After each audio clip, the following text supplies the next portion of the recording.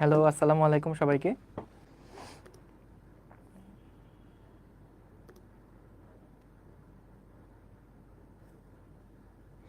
সবাই একটু দেখো তো সাউন্ড শুনতে পাচ্ছ কিনা, স্ক্রিনের লেখা দেখতে পাচ্ছ কিনা? সবাই কি সাউন্ড ঠিকঠাক শুনতে পাও?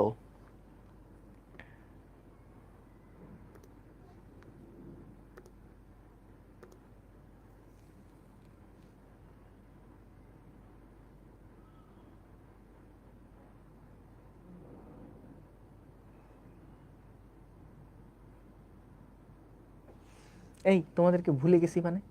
কি ভুলে গেছি? আশ্চর্য তো, কোত্থেকে আসলে এই সমস্ত কমেন্ট? মানুষ কি তার প্রথম ভালোবাসাকে কখনো ভুলতে পারে? বলো।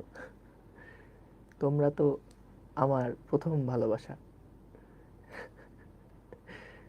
তোমাদেরকে কি ভোলা যায়? বলো।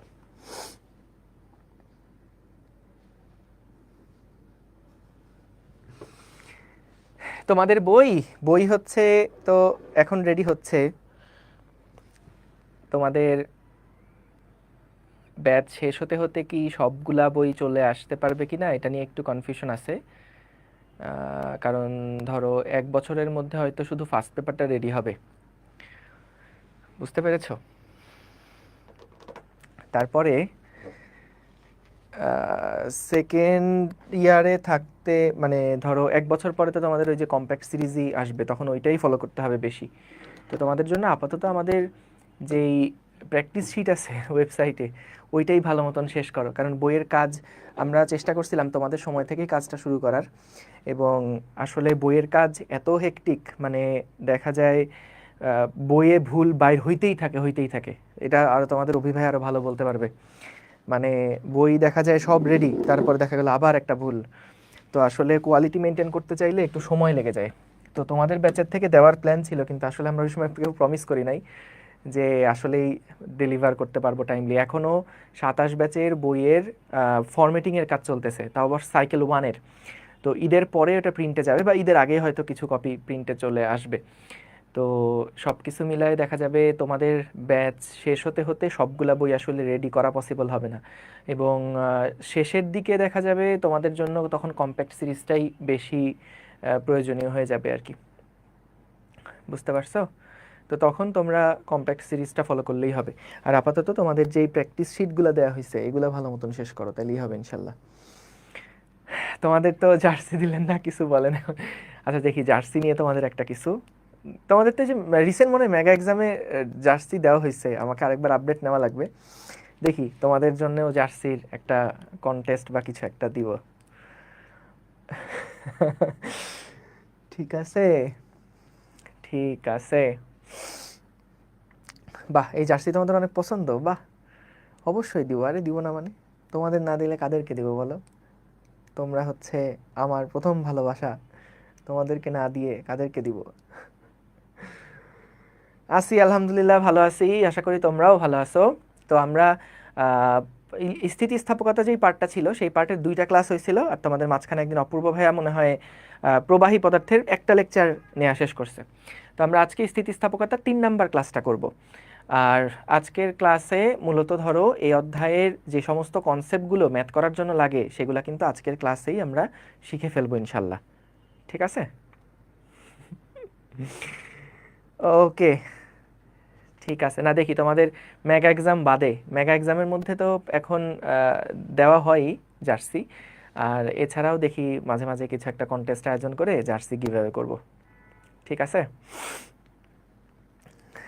ঠিক আছে, ওকে। চলো তাহলে আমরা শুরু করি আস্তে ধীরে, হ্যাঁ? বিসমিল্লাহ। সো আমাদের প্রথমে দেখো যে টপিক নিয়ে আগে আলোচনা করব, আমরা লাস্ট ক্লাসে যতটুকু পর্যন্ত দেখেছিলাম, লাস্ট ক্লাসটাতে কিন্তু আমরা দেখেছিলাম আমাদের বিকৃতি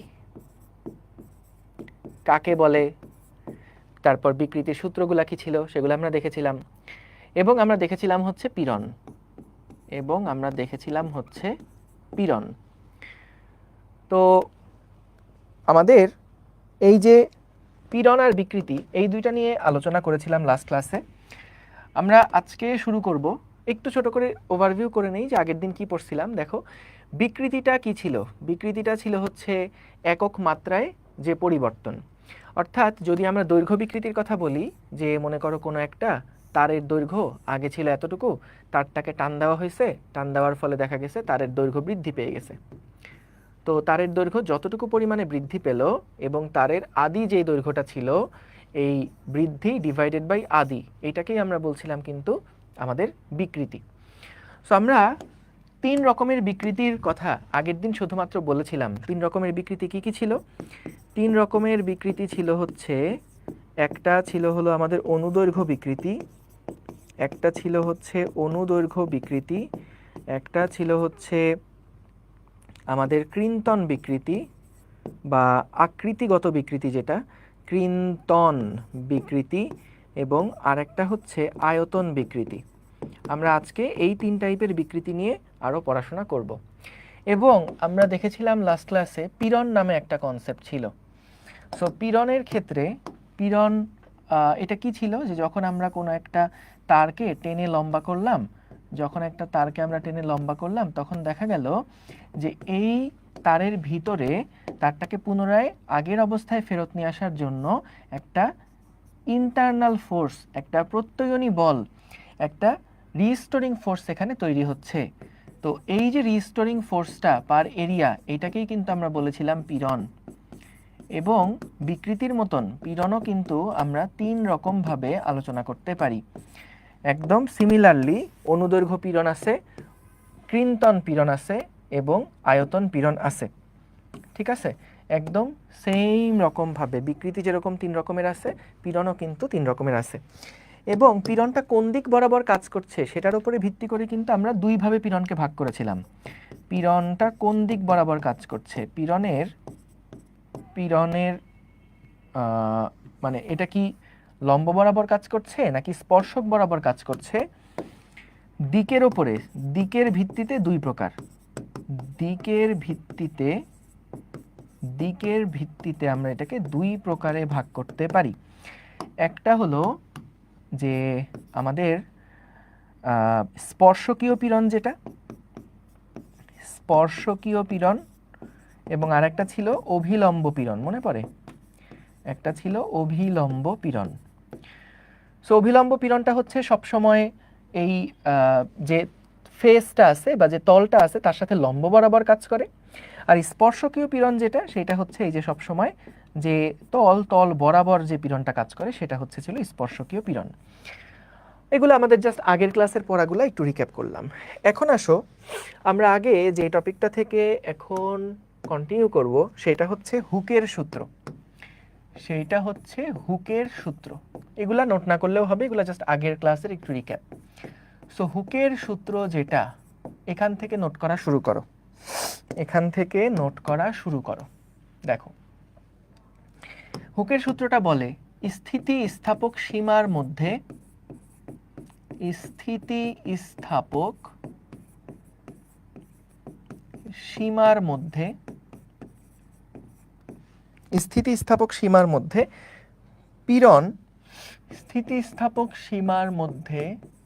পীড়ন বিকৃতির সমানুপাতিক।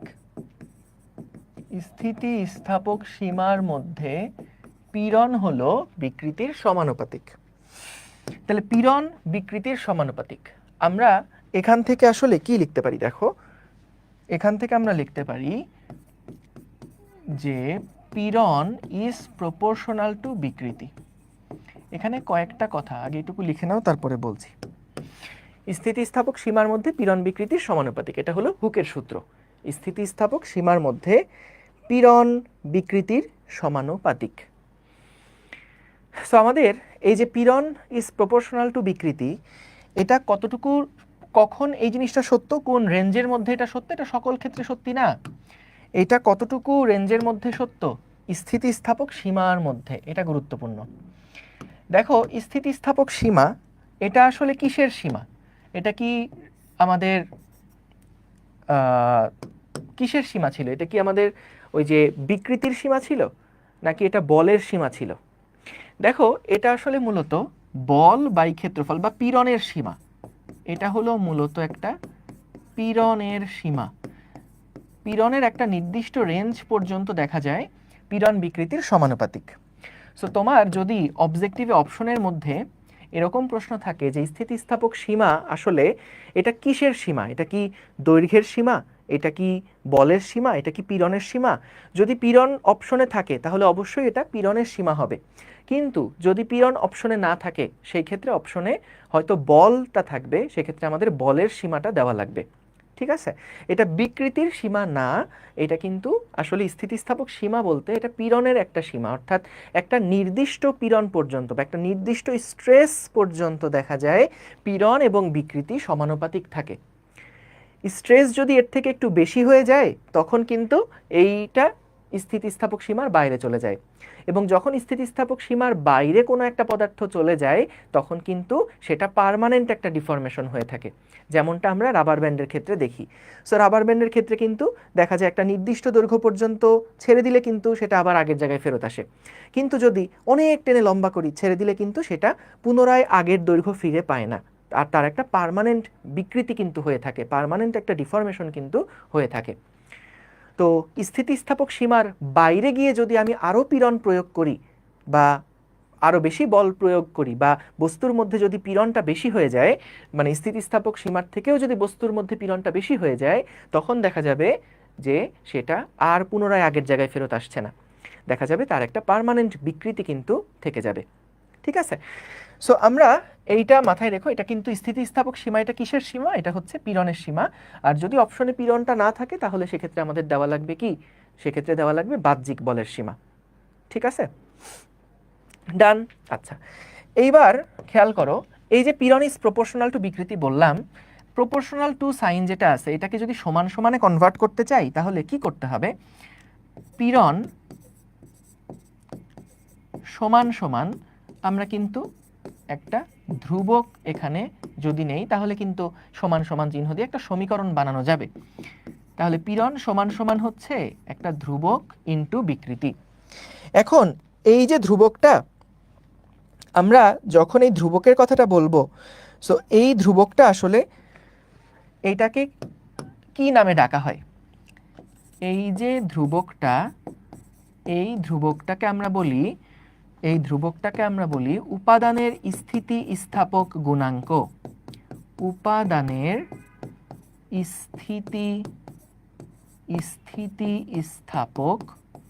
স্থিতিস্থাপক গুণাঙ্ক, এটাকে আমরা বলি উপাদানের স্থিতিস্থাপক গুণাঙ্ক। তুমি দেখো 3 রকমের পীড়ন 3 রকমের বিকৃতি কিন্তু আমরা পড়ছি, সো গুণাঙ্কটাও কিন্তু এরকম 3 রকমের গুণাঙ্ক আছে, বুঝতে পারছো?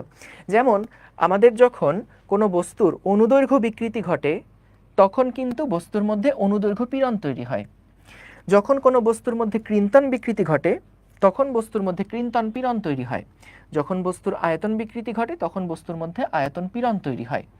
এবং এই পীড়ন এবং বিকৃতির মধ্যে যে সম্পর্ক, যে ভাইয়া বিকৃতি কতটুকু হলে পীড়ন কতটুকু হবে, বিকৃতি কতটুকু হলে পীড়ন কতটুকু হবে, এই সম্পর্কটাকে কিন্তু আমরা সমান সমান দিয়ে যদি প্রকাশ করতে চাই তাহলেই কিন্তু এই ধ্রুবক বা স্থিতিস্থাপক গুণাঙ্কটার দরকার হয়। সো যেহেতু 3 রকমের পীড়ন বিকৃতি আছে, তো 3 রকমেরই কিন্তু স্থিতিস্থাপক গুণাঙ্কও আছে, এটা মাথায় রেখো। আচ্ছা, সো আমাদের এখানে এটাকে আমরা ইংরেজিতে কি বলছি, মডুলাস অফ ইলাস্টিসিটি, এটাকে আমরা বলছি মডুলাস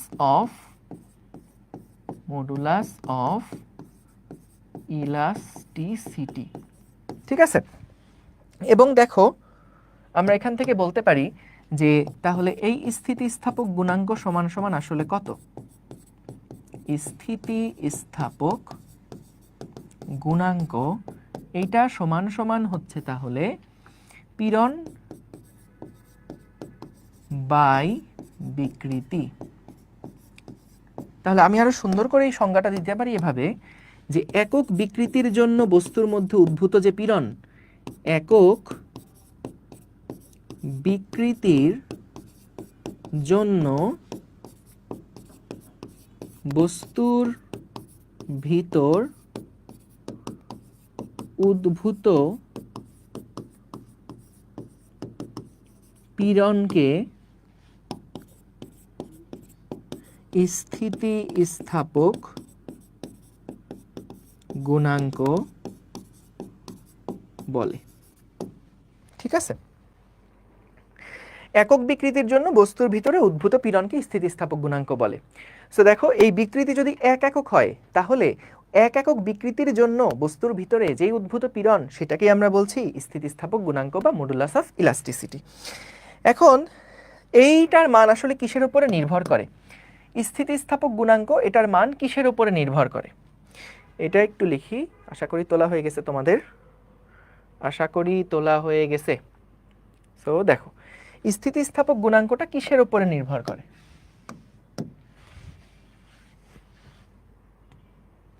ওকে, স্থিতিস্থাপক গুণাঙ্ক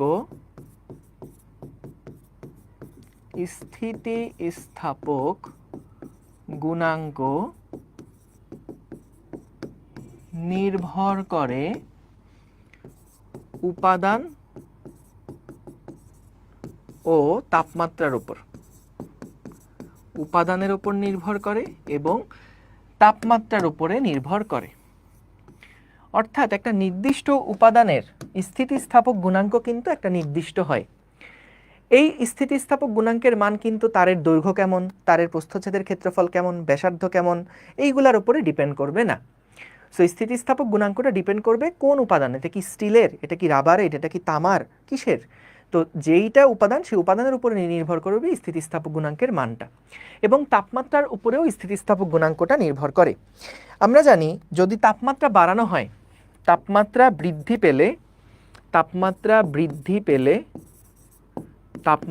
বৃদ্ধি পেলে গুণাঙ্ক হ্রাস পায়। নর্মালি এটাই হয়, গুণাঙ্ক হ্রাস পায়।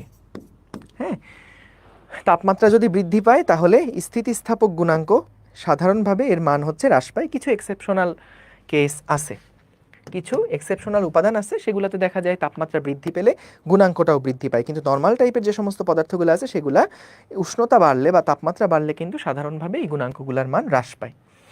ঠিক আছে, এখন দেখো, আমরা এখান থেকে যদি সমীকরণটার দিকে আরেকবার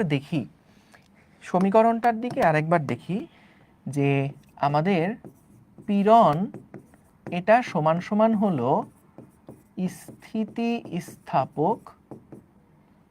স্থিতিস্থাপক গুণাঙ্ক ইনটু বিকৃতি। তো আমরা যদি একটা গ্রাফ আঁকি, যে গ্রাফের মধ্যে পীড়নটাকে আমরা বসাবো ওয়াই অক্ষ বরাবর, এবং বিকৃতিটাকে আমরা বসাবো এক্স অক্ষ বরাবর। দেখো, ওয়াই অক্ষ বরাবর বসাবো পীড়ন, এক্স অক্ষ বরাবর বসাবো বিকৃতি। সো এই পীড়নটাকে আমরা নিছি কোন দিক বরাবর? ওয়াই অক্ষ বরাবর। বিকৃতিটাকে আমরা নিছি এক্স অক্ষ বরাবর। সমান সমান দেখো, স্থিতিস্থাপক গুণাঙ্ক যেটা, এটা তো একটা কনস্ট্যান্ট, একটা ধ্রুবক। সো ধ্রুবকটাকে যদি আমি এম দিয়ে রিপ্লেস করি তাহলে কিন্তু আমরা মূলবিন্দুগামী সরলরেখার একটা সমীকরণ পাচ্ছি, ওয়াই সমান সমান এম এক্স।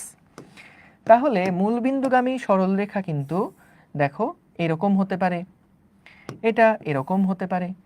সো গ্রাফটা কেমন হবে সেটা কিন্তু ডিপেন্ড করছে দেখো ঢালের উপরে।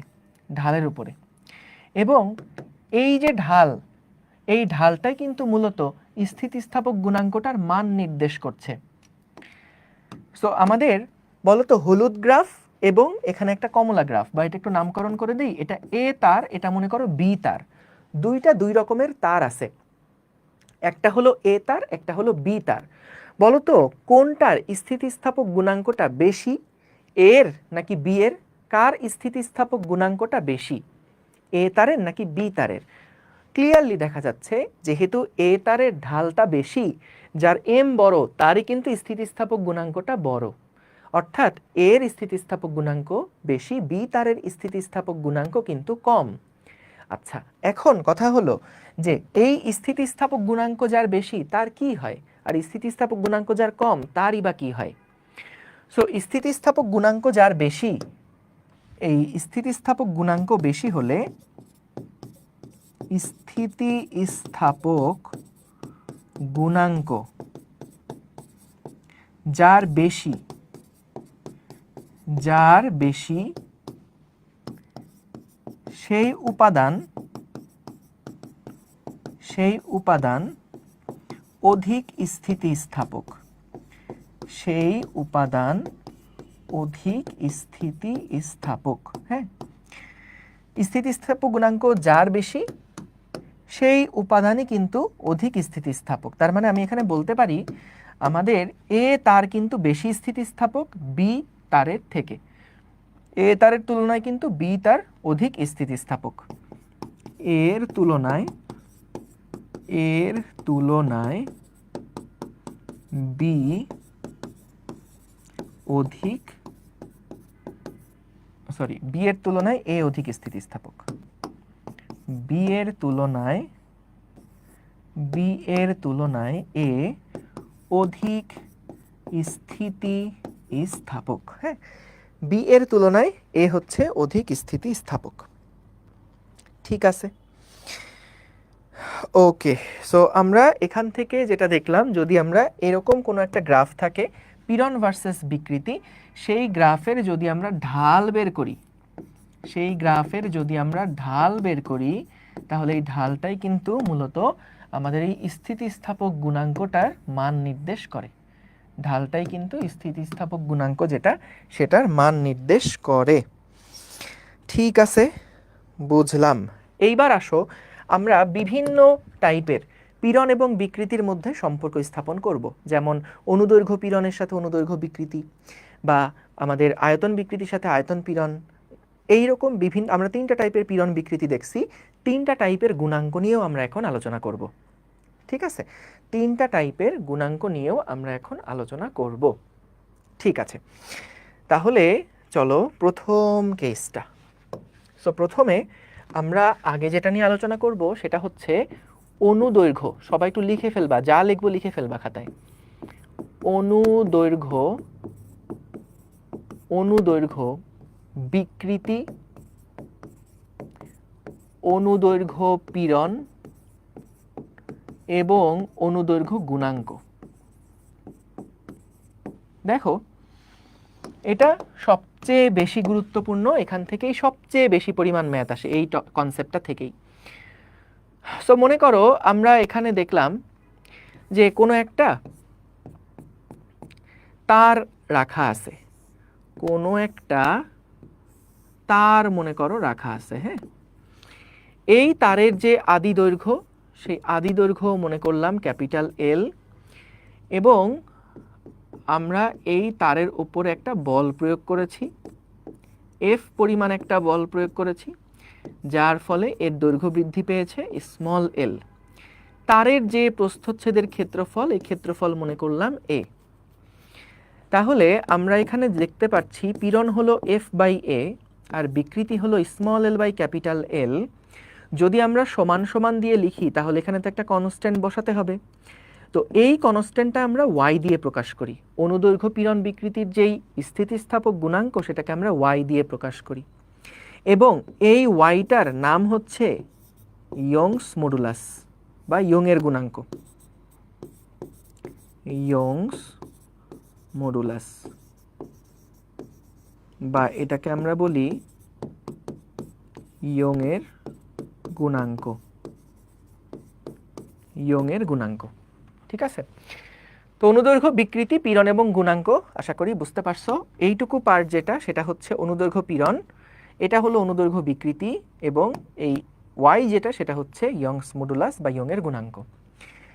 এখন খেয়াল করো, সবসময় আমরা যখন প্রপোর্শনাল সাইনটা দেই, এই যে আগের স্লাইডে যে আমরা পীড়ন ইজ প্রপোর্শনাল টু বিকৃতি দিলাম, সবসময় মনে রাখবা পীড়ন ইজ প্রপোর্শনাল টু বিকৃতি যখনই আমরা বলছি, সবসময় কিন্তু প্রপোর্শনাল সাইনটার বাম পাশে বসে ইফেক্ট, বাম পাশে বসে হচ্ছে ইফেক্ট, এবং ডান পাশে বসে কিন্তু কজ, তাই না?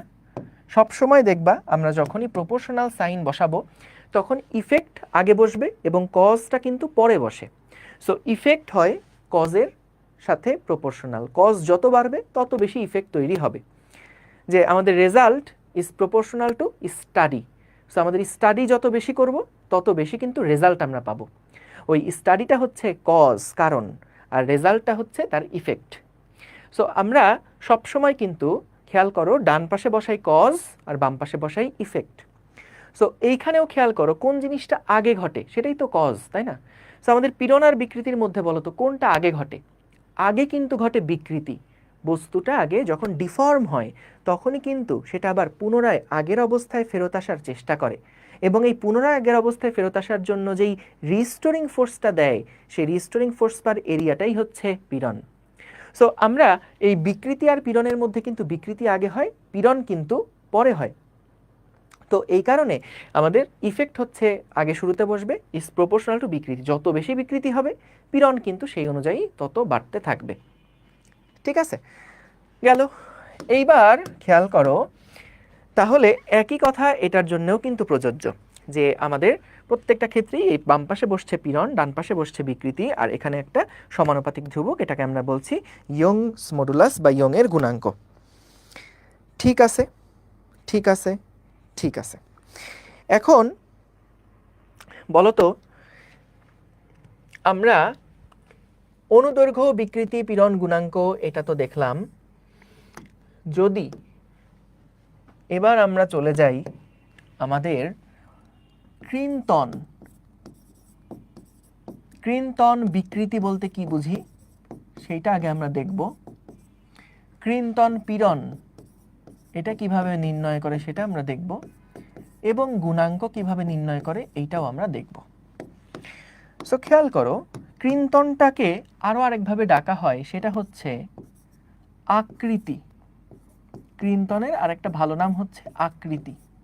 সো যখন কোনো একটা পদার্থের আকৃতিগত পরিবর্তন করা হয় তখন কিন্তু তার মধ্যে একটা পীড়ন জেনারেট হয়, সেই পীড়নকে আমরা বলি কৃন্তন পীড়ন। যেমন দেখো, আমাদের কাছে মনে করো কোনো একটা, সাপোজ আমাদের কাছে কোনো একটা ঘন বস্তু রাখা আছে, এইরকম মনে করো কোনো একটা ঘন বস্তু আমাদের কাছে রাখা আছে, এরকম একটা ঘন বস্তু আমাদের কাছে রাখা আছে। ওকে, সো আমরা কি করলাম, এই ঘন বস্তুটার দ্বারা একটা ছোট্ট কপি আগে একটু করে নেই। এই ঘন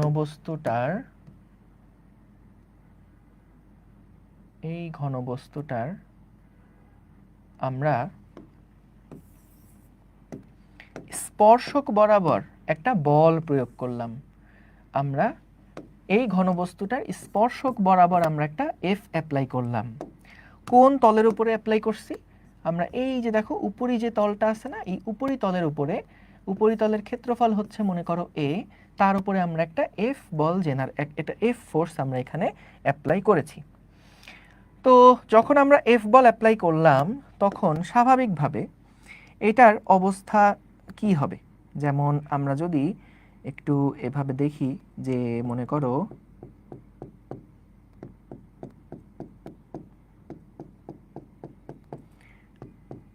আমাদের বক্সটা আগে কি অবস্থায় ছিল,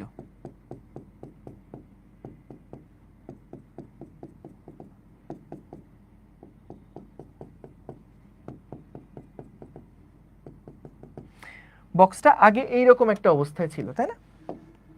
এখন মনে করো এই বক্সটার উপরে যখন আমরা এরকম একটা স্পর্শকীয় বল প্রয়োগ করেছি, স্পর্শকীয় বল প্রয়োগ করার ফলে দেখা গেল আমাদের এই বস্তুটা এই দিক বরাবর একটু হেলে গেল, একটু এদিক বরাবর হেলে গেল, একটুখানি এদিক বরাবর হেলে গেল।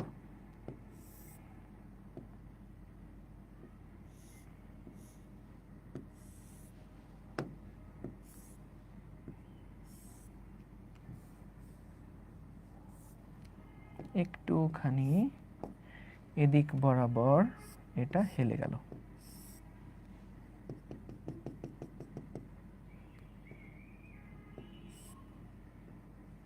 এটা এটার মতনই আছে।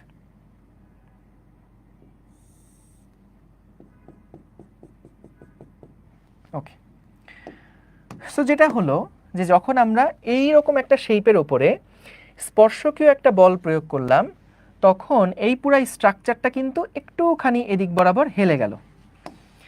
তো আমাদের এইখানে যে অংশটা শুরুতে ছিল, দেখো এইখানে যে একটা অংশ ছিল, এটা কিন্তু শুরুর অংশটা। সো আমাদের এই শুরুর অংশটা আমরা বল প্রয়োগ করছি কিন্তু এই দিক বরাবর, এদিক বরাবর বল প্রয়োগ করছি। সো এদিক বরাবর বল প্রয়োগ করার ফলে এটা যতটুকু উপরের তলটা যতটুকু ডান দিকে সরণ হয়েছে বা যতটুকু ডান দিকে সরে গেছে উপরের তলটা, সেই সরণের পরিমাণ মনে করলাম ডেল্টা এক্স। এবং এর যে একটা সাইডের দৈর্ঘ্য, এই দৈর্ঘ্যটা মনে করলাম এল। সো আমাদের এখানে কৃন্তন বিকৃতি বলতে আমরা যেটাকে বুঝি, কৃন্তন বিকৃতি বলতে আমরা যেটাকে বুঝি সেটা হচ্ছে ডেল্টা এক্স ডিভাইডেড বাই এল।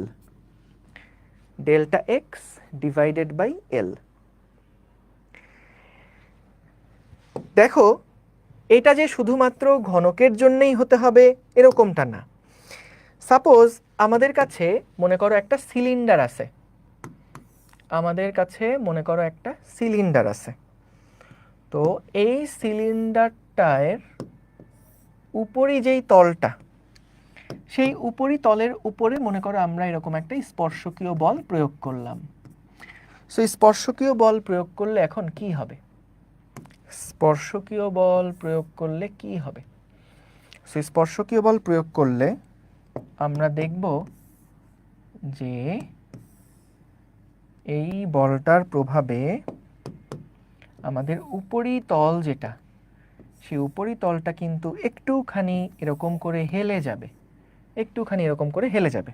কোন বলের প্রভাবে? স্পর্শকীয় বলের প্রভাবে। এবং এই যে আদি যে অংশটা ছিল বা আগে আমাদের উপরে যে তলটা ছিল, এই তলটার কতটুকু সরণ হয়েছে, এই তলটার কতটুকু সরণ হয়েছে, এই সরণের পরিমাণটা কতটুকু, এটা হলো ডেল্টা এক্স। এই সরণের পরিমাণ হচ্ছে ডেল্টা এক্স। এবং এই লম্ব বরাবর তার যেই দৈর্ঘ্যটা ছিল সেটা হচ্ছে যদি এল হয়, তাহলে এই ক্ষেত্রেও কিন্তু আমরা বলতে পারবো যে আমাদের কৃন্তন বিকৃতি যেটা, সেই কৃন্তন বিকৃতি এই ক্ষেত্রেও কিন্তু delta X divided by L. এবং এখানে একটা বড় শর্ত হচ্ছে যে আমরা স্পর্শকীয় বলটা তো প্রয়োগ করব, খেয়াল রাখতে হবে যাতে করে কোনো আয়তন পরিবর্তন না হয়। আয়তনের কিন্তু কোনো পরিবর্তন হবে না, আয়তনটা কনস্ট্যান্ট। সো আমাদের বল প্রয়োগ করব, কিন্তু বল প্রয়োগ করার ফলে আয়তনের কিন্তু কোনো পরিবর্তন হওয়া যাবে না। ঠিক আছে, আয়তনের কিন্তু কোনো পরিবর্তন হওয়া যাবে না, এটা খেয়াল রেখো। আচ্ছা, এখন বলো তো যে যদি বস্তুটার উপরে শুধু এই উপরে একদিকে বল প্রয়োগ করে তাহলেই কি এরকমভাবে বেঁকে যাবে? এটা না। খেয়াল করো, সমান পরিমাণ একটা বল কিন্তু আসলে বিপরীত দিকেও থাকতে হবে। এই দিক বরাবরও কিন্তু একটা সমান পরিমাণ এফ বল থাকতে হবে। তা না হলে শুধুমাত্র উপরের দিকে বল প্রয়োগ করলে কিন্তু বস্তু দেখা যাবে ডিফর্ম হবে না। আমরা এর আগের ক্লাসে দেখছিলাম না যে যদি আমি একটা বস্তুকে ডিফর্ম করতে চাই তাহলে কি দুই দিক থেকে বল টান দিতে হয়, সমান পরিমাণ বল বিপরীত দিকে, মানে দুইটা বিপরীত দিক থেকে দুইটা বল দেওয়া লাগে। তো এইখানেও কিন্তু দেখো স্পর্শকীয় বল শুধু একদিক বরাবর দিলে দেখা যাবে এটা হয়তো ডিগবাজি খেয়ে চলে যাবে, বা এটার একটা ত্বরণ লাভ করবে যদি একটা দিক বরাবর শুধুমাত্র এটা বল কাজ করে। সো অবশ্যই আমাদের কিন্তু যখন এটাকে আমি এরকম আকৃতিগত একটা পরিবর্তন ঘটাতে চাই, তখন কিন্তু বইগুলোতে সবগুলোতেই দেওয়া আছে একমুখী বল, কিন্তু আসলে একমুখী বল দিয়ে কাজ হয় না কখনো। সবসময় আমাদেরকে কিন্তু এই দুইটা দিক বরাবর সমান এবং বিপরীতমুখী একটা বল দিয়েই কিন্তু এখানে কৃন্তন একটা বিকৃতি ঘটাতে হবে। এখানেও সেই একই জিনিস, যে এই দিক বরাবর কিন্তু সমান মানের একটা বল অবশ্যই প্রয়োগ করতে হবে, তা না হলে এখানে কিন্তু কখনোই তার শেপের পরিবর্তনটা হবে না। তাহলে খেয়াল করো, আমরা এখানে কৃন্তন বিকৃতিটা দেখলাম, কৃন্তন পীড়নটা তাহলে কি হবে? কৃন্তন পীড়নটা কি হবে? সো খেয়াল করো, কৃন্তন পীড়নটা কিন্তু যে যখন এটা বিকৃতি হয়ে গেছে তখন কি এর ভিতর থেকে একটা ইন্টারনাল ফোর্স জেনারেট হয়েছে না, যেটা সেটাকে চাবে আবার আগের অবস্থায় ফেরত নিয়ে আসতে। তো সেই ইন্টারনাল ফোর্স পার এরিয়া, ওই ইন্টারনাল ফোর্স পার এরিয়া সেটাকেই কিন্তু আমরা বলছি কৃন্তন পীড়ন। তাহলে আমরা যদি এক্ষেত্রে কৃন্তনের ক্ষেত্রে হুকের সূত্র অ্যাপ্লাই করি, তাহলে হুকের সূত্র কি বলে? হুকের সূত্র বলে কৃন্তন পীড়ন ইজ ইকুয়ালস টু কৃন্তন গুণাঙ্ক, একটা গুণাঙ্ক, এই গুণাঙ্কটাকে আমরা ইটা দিয়ে প্রকাশ করি, ইনটু হচ্ছে ক্রিন্তন বিকৃতি, ক্রিন্তন বিকৃতি। সো এই যে গুণাঙ্কটা, এইটাকে আমরা কিন্তু বলি দৃঢ়তার গুণাঙ্ক। এটাকে আমরা নাম দেই দৃঢ়তার গুণাঙ্ক। আগেরটাকে কি নাম দিছিলাম? Young's modulus. এটাকে দৃঢ়তার গুণাঙ্ক বলে, এটাকে ক্রিন্তন গুণাঙ্ক বলে, ইংরেজিতে এটাকে বলে rigidity modulus, rigidity modulus. So আমাদের তাহলে খেয়াল করো, ক্রিন্তন পীড়নের জায়গায় আমি লিখব এফ বাই এ সমান সমান eta into eta into eta into delta X divided by L. So eta সমান সমান কি লেখা যাবে? F by A divided by delta X by L. এখন বলো তো, এই যে ডেল্টা এক্স বাই এল, এই জিনিসটা আসলে কি? ডেল্টা এক্স বাই এল এই জিনিসটা কি? মূলত যদি এই অ্যাঙ্গেলটা আমরা থিটা বলি, তাহলে দেখো তো এই সমকোণী ত্রিভুজে আমাদের লম্ব, এই যে থিটার বিপরীত বাহু লম্ব আর এটা ভূমি, তাহলে লম্ব বাই ভূমিকে আমরা কি লিখতে পারি? ট্যান থিটা লিখতে পারি। তাহলে এখান থেকে লেখা যায় F by A divided by tan theta. যদি থিটা খুব ক্ষুদ্র হয়, থিটা যদি খুব ক্ষুদ্র হয়, তাহলে ট্যান থিটাকে আমরা কি লিখতে পারি? থিটা খুবই ক্ষুদ্র হলে, থিটার মান যদি খুবই ক্ষুদ্র হয়, থিটার মান ক্ষুদ্র হলে, থিটা খুবই ক্ষুদ্র হলে ট্যান থিটা সমান সমান কিন্তু থিটা লেখা যায়। সেই ক্ষেত্রে আমরা যেটা লিখতে পারবো F divided by A theta, এবং এই থিটাটা অবশ্যই তখন রেডিয়ান এককে রাখতে হবে, রেডিয়ান এককে রাখতে হবে। ঠিক আছে? ওকে, ঠিক আছে। সো আমরা এখান থেকে যেটা দেখলাম যে আমাদের ক্রিন্তন পীড়ন এবং ক্রিন্তন বিকৃতির মধ্যে সম্পর্কটা কি। সো এখানেও যথারীতি আমাদের একটা গুণাঙ্ক আসছে, সেটাকে আমরা বলছি আমাদের দৃঢ়তার গুণাঙ্ক, ক্রিন্তন গুণাঙ্ক বা রিজিডিটি মডুলাস।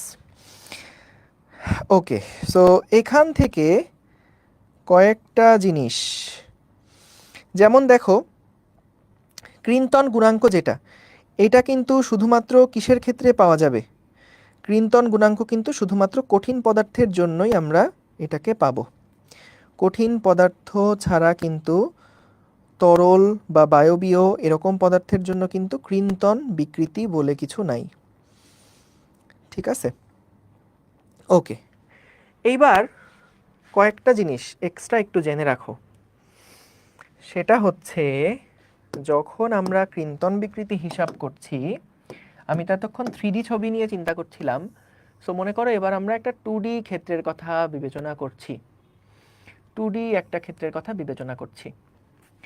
তো 2D ক্ষেত্রের জন্য আমরা মনে করলাম এটা হলো ইনিশিয়াল অবস্থা, আর ফাইনাল অবস্থা যেটা, এটাকে একটু মোটা কালি দিয়ে দিচ্ছি, এইটা হলো মনে করো আমাদের একটা ফাইনাল অবস্থা। যখন বলটা প্রয়োগ করা হয়ে গেছে তখনকার ফাইনাল অবস্থা হচ্ছে এইটা।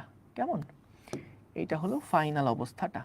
আচ্ছা, এখন খেয়াল করো, আমরা যে বললাম ক্রিন্তন বিকৃতি, এই ক্রিন্তন বিকৃতি সমান আমরা লিখেছিলাম এখান থেকে এই পর্যন্ত যেই দূরত্ব, একদম টপ সারফেসের কথা আমরা বিবেচনা করেছিলাম, যে টপ সারফেসটা যতটুকু পরিমাণ সরণ হয়েছে বা আপেক্ষিক সরণ বলছি এটাকে, কার সাপেক্ষে আপেক্ষিক সরণ? এই তলার সাপেক্ষে উপরের তলটার, একদম নিচের তলের সাপেক্ষে উপরিতলের সরণটা কতটুকু, এটাকে আমরা বলছি আপেক্ষিক সরণ। সো ক্রিন্তন বিকৃতি সমান সমান, যদি এটাকে বাংলায় এভাবে করে লেখো যে আপেক্ষিক সরণ, আপেক্ষিক সরণ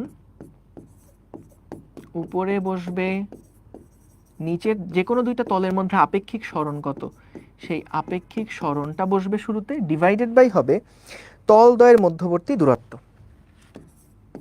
তলদ্বয়ের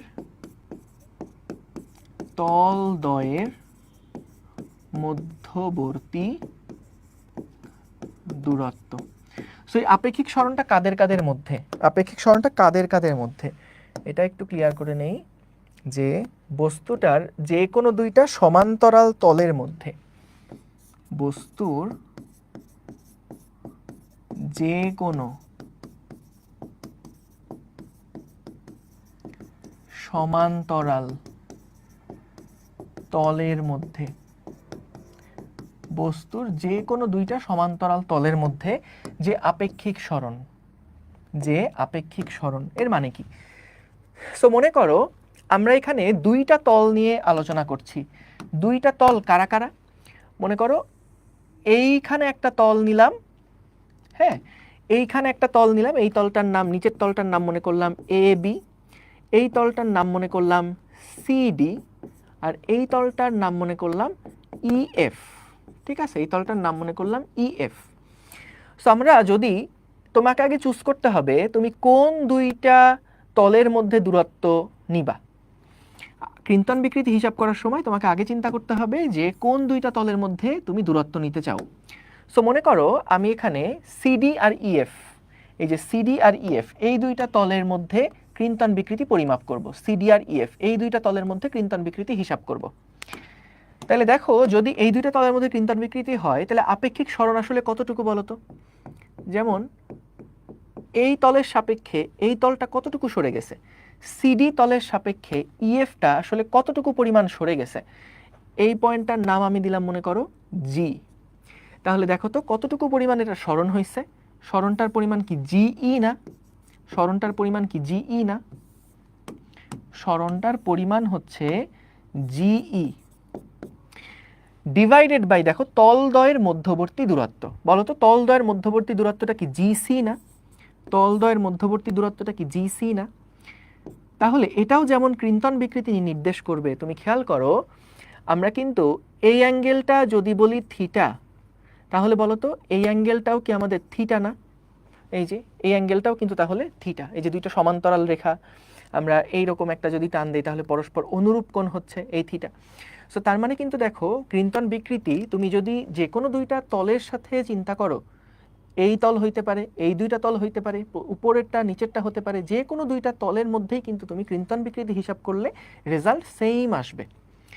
সো এটা আমাদের কনসেপ্টটা খেয়াল রেখো। কখনো কখনো ইএফ আর সিডি এই দুইটার আমাদের ধরো বিভিন্ন ডাইমেনশন দিয়ে দিল, কতটুকু সরে গেছে এটা বলে দিল, এবং সেখান থেকে আমাদের এই থিটাটা হয়তো বের করা যাবে। তো এই থিটা বের করা যায়, আমাদের কিন্তু ট্যান থিটা এটার মান বের করাও একই জিনিস। সো জিই বাই জিসি বলা যে কথা, এটা একই কথা কিন্তু যদি আমরা ইএফ এবং এবি এই দুইটা তলের মধ্যে নেই, ইএফ এবং এবি এই দুইটা তলের মধ্যে নেই, তাহলে এখানে আপেক্ষিক সরণটা কতটুকু হয়েছে? এখানে আপেক্ষিক সরণ হয়েছে ডেল্টা এক্স। এবং আমাদের তলদ্বয়ের মধ্যবর্তী দূরত্ব কত? তলদ্বয়ের মধ্যবর্তী দূরত্ব হচ্ছে এখানে এল। তলদ্বয়ের মধ্যবর্তী যেই দূরত্ব সেই দূরত্ব হচ্ছে এল। সো দুইটা ক্ষেত্রেই কিন্তু আমরা এখানে হিসাব করতে পারবো। বুঝতে পেরেছো আশা করি? ঠিক আছে। এবি আর ইএফ, এবি আর ইএফ, হ্যাঁ এবি আর ইএফ এর মধ্যে ক্রিন্তন হিসাব করলেও সেম, সিডি আর ইএফ এর মধ্যে ক্রিন্তন হিসাব করলেও সেম। কারণ দেখো দুইটা ক্ষেত্রেই কিন্তু এটা আমাদের ট্যান থিটাকেই নির্দেশ করছে। এই যে দেখো যদি তুমি এই ত্রিভুজটা নিয়ে চিন্তা করো তাহলে এই ত্রিভুজের কিন্তু থিটার বিপরীত বাহু লম্ব, লম্ব বাই ভূমি, লম্ব বাই ভূমি। So GE divided by GC, যে কথা আমাদের এই থিটা আর এই থিটা তো সেম, তাহলে ট্যান থিটা সমান সমান delta X divided by L, এটাও কিন্তু একই কথা। ক্লিয়ার? আশা করি বুঝতে পেরেছো। ওকে, তাহলে ক্রিন্তন বিকৃতির কাহিনী গেল এগুলা। এইবার আসো, এবং ক্রিন্তন গুণাঙ্কের জিনিসগুলাও আমরা দেখলাম। এবার আমরা আসি আমাদের আয়তন বিকৃতি, আয়তন বিকৃতি, আয়তন পীড়ন এবং গুণাঙ্ক, এবং গুণাঙ্ক। হ্যাঁ, সো এটা কেমন জিনিস? মনে করো আমরা কোনো একটা গোলক বাছাই করছি, আমরা কোনো একটা গোলক বাছাই করছি, হ্যাঁ, এই গোলকের ভিতরে আমরা একটা, এই গোলকটাকে আমরা একটু কালার দিয়ে দিলাম। সো এইবার আমরা এই গোলকটার উপরে একটা চাপ প্রয়োগ করছি, এই গোলকটার উপরে আমরা এবার একটা চাপ প্রয়োগ করছি। সো চাপটা প্রয়োগ করার পরে দেখা গেছে স্বাভাবিকভাবে যে আমাদের এই গোলকটা, যখন এই গোলকটার উপরে আমরা একটা চাপ প্রয়োগ করছি বাইরে থেকে বল দিছি, বাইরে থেকে আমরা এর ওপরে চতুর্দিক থেকে একটা এক্সট্রা চাপ প্রয়োগ করছি, চতুর্দিক থেকে আমরা একটা এক্সট্রা চাপ প্রয়োগ করছি। সো চাপ প্রয়োগের ফলে শুরুতে এটার আয়তন ছিল ভি এবং পরবর্তীতে এটার আয়তন হয়ে গেছে ভি প্রাইম। শুরুতে এটার আয়তন ছিল ভি, পরবর্তীতে চাপ প্রয়োগ করছি চারদিক থেকে এবং এই চাপ প্রয়োগ করার ফলে তার আয়তন হয়ে গেছে ভি প্রাইম। সো খেয়াল করো, যখন আমি চতুর্দিক থেকে এরকম একটা চাপ প্রয়োগ করছি, চতুর্দিক থেকে যখন এই চাপ প্রয়োগ করছি, তখন এই গোলকটার ভিতরে কি একটা রিস্টোরিং ফোর্স তৈরি হবে না? এই রিস্টোরিং ফোর্স পার এরিয়া, সেটাকেই কিন্তু আমরা বলছি আয়তন পীড়ন। সবার আগে দেখি আয়তন বিকৃতি কোনটা হবে। আয়তন বিকৃতি কোনটা হবে? সো আয়তন বিকৃতি হবে সবসময় আমরা কি করি, উপরে লিখি পরিবর্তন আর নিচে লিখি আদি যেই আয়তনটা সেইটা। তো বলো তো আমাদের পরিবর্তনটা কতটুকু হয়েছে? পরিবর্তন হয়েছে ভি মাইনাস ভি প্রাইম এবং আদি আয়তন কত? আদি আয়তন হচ্ছে ভি। সো আমরা এটাকে সুন্দরভাবে এভাবে লিখি যে উপরে হলো ডেল্টা ভি মানে আয়তনের পরিবর্তন ডিভাইডেড বাই আদি আয়তন। এবার আসো আমাদের আয়তন পীড়ন কোনটা? আয়তন পীড়ন বলতে আমরা কোনটাকে বুঝবো? সো খেয়াল করো, আয়তন পীড়নটা হচ্ছে এফ ডিভাইডেড বাই এ। এই এফটা কোন এফ? এটা হচ্ছে রিস্টোরিং ফোর্স। যেই ফোর্সটা দেখা যাবে যখন এই বাইরে থেকে চাপ প্রয়োগ করা হয়েছে, যেই ফোর্সটা ইন্টারনালি চেষ্টা করবে সেটাকে আবার আগের জায়গায় ফেরত নিয়ে আসতে, সেই ফোর্সটা ডিভাইডেড বাই টোটাল এরিয়া, সেটা হচ্ছে আমাদের আয়তন পীড়ন। এবং এই আয়তন পীড়নের যা মান, যখন এই বস্তুটা এরকম সাম্যাবস্থায় চলে আসবে, তখন বলতো এই আয়তন পীড়ন এবং বাহ্যিক যে চাপটা প্রযুক্ত হয়েছে, দুইটা কি পরস্পর সমান না? সো এই কারণে আমরা কিন্তু এখানে আয়তন পীড়নের বদলে প্রেসার দিয়ে এটাকে প্রকাশ করতে পারি। আয়তন পীড়নের বদলে আমরা এটাকে কিন্তু প্রেসার দিয়ে প্রকাশ করতে পারি। আবার শোনো কথাটা, আমরা পীড়ন মানে কি জানি? রিস্টোরিং ফোর্স পার এরিয়া। সো যখন আমরা বাইরে থেকে চাপ প্রয়োগ করে যখন এটা আয়তন সংকুচিত করে দিচ্ছি, তখন কিন্তু বাইরে থেকে আমরা একটা চাপ প্রয়োগ করলাম। সো বাইরে থেকে চাপ প্রয়োগ করলে বস্তুর একটা বিকৃতি হলো। বিকৃতি হলে সে কি চাইবে? পুনরায় আগের অবস্থায় ফেরত আসতে চাইবে। তার ভিতরে একটা ইন্টারনাল ফোর্স তৈরি হবে, একটা রিস্টোরিং ফোর্স তৈরি হবে পার এরিয়া। সেইটাকে আমরা বলছি আয়তন পীড়ন।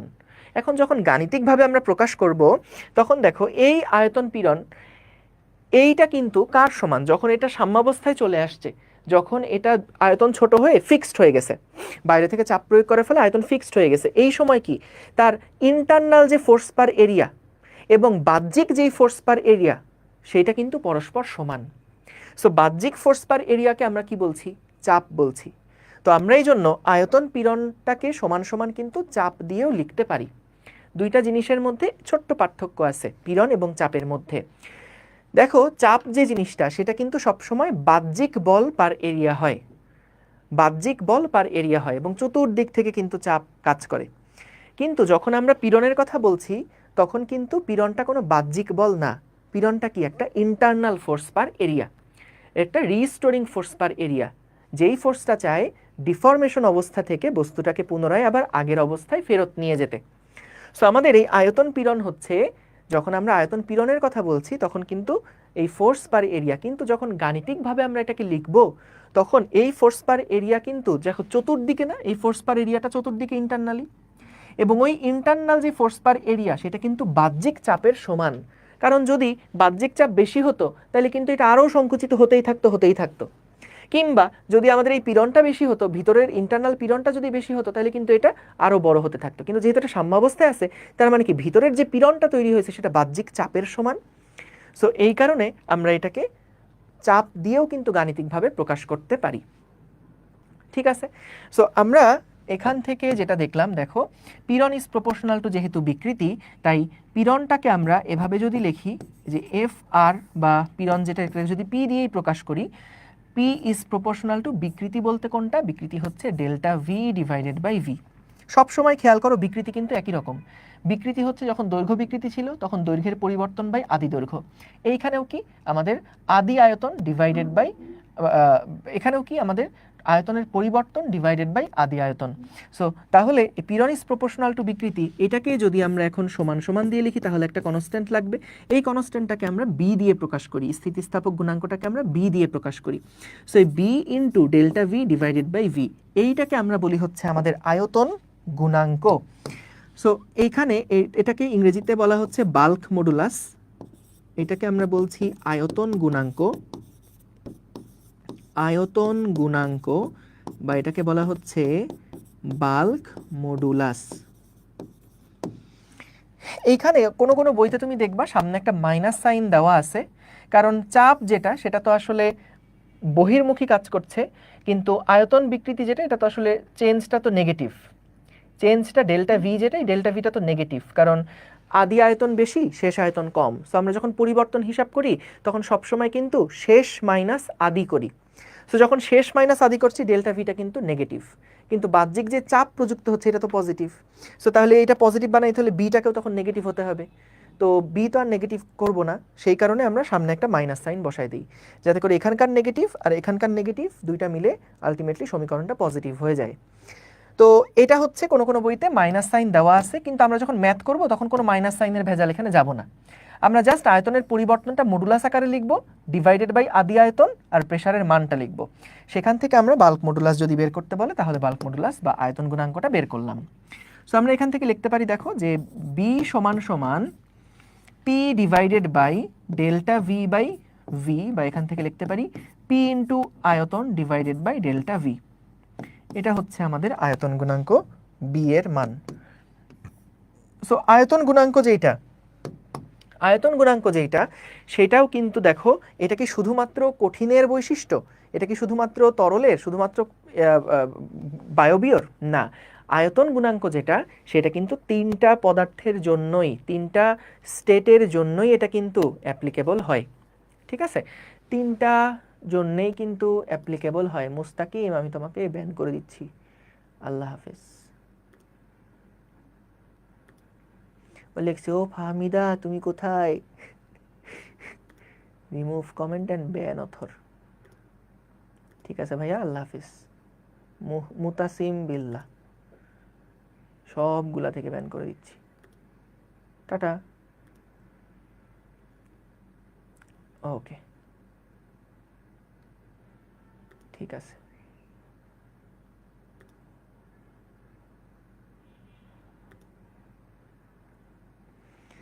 ওকে ঠিক আছে। সো দেখো আমরা এখানে দেখলাম আয়তন বিকৃতির ক্ষেত্রে কাহিনী কি।